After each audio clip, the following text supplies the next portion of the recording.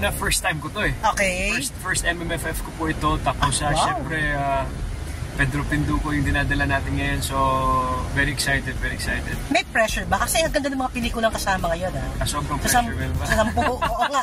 Ano lang i-feel mo? Bukod sa Pedro Pinduco, definitely, pinagbigyan. Una excited dahil 10 amazing movies. Yes.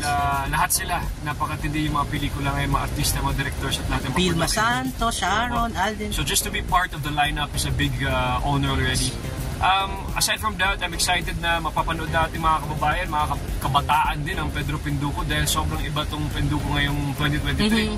At sigurado ako sana, hindi naman sana, sigurado mag-enjoy sila dahil bakbakan to, comedy to at may drama din ito. You came from ABS-CBN, right?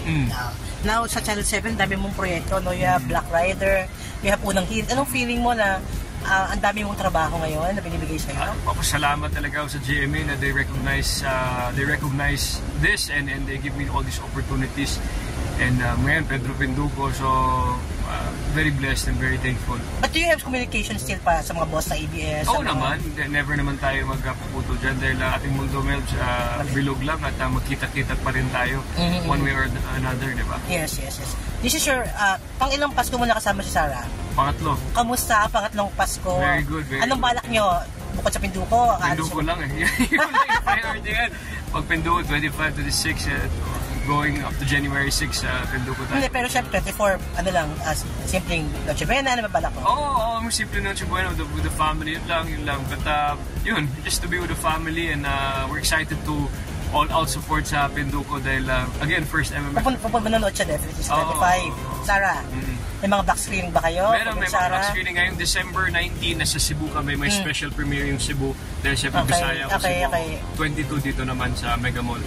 What do you look forward for 2024? Maraming tayong mga plano on-cam and off-cam.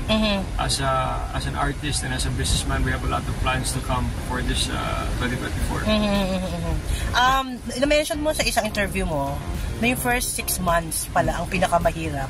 Trabaho? Sa married life nyo. Why do you say that? And kamusta na after that? I think the before getting married and the first 6 months is very, very challenging because it's two people getting together, especially na never kami nakatira sa isang bahay, isang bubog, etc. So a lot of adjusting, a lot of learning.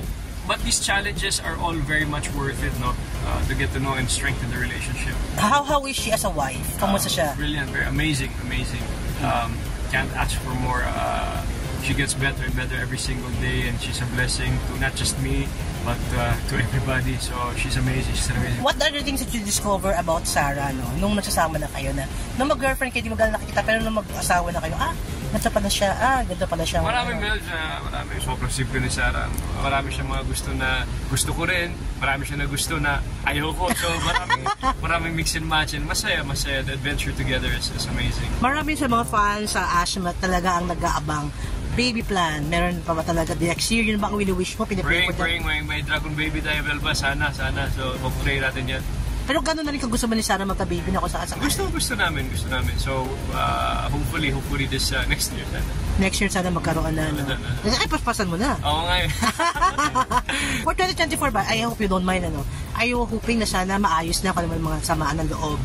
With your parents, maayos na. Sabi nga namin kung may superpower si Pinduco, yan, the power of love, hindi lang sa parents, but sa lahat ng mga tao, na mamahalin natin yung isa't isa dahil yun lang yung paraan kung paano maging mabuti ang isang tao or isang community.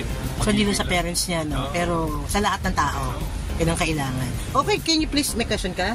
Anong pinaka-thesis ng movie mo? Raf, teka lang yung boss natin sa TV5. Okay. Buksan ba talaga? Ma'am, teka lang, interview. Hey there. Subscribe to my channel. And also press this bell icon.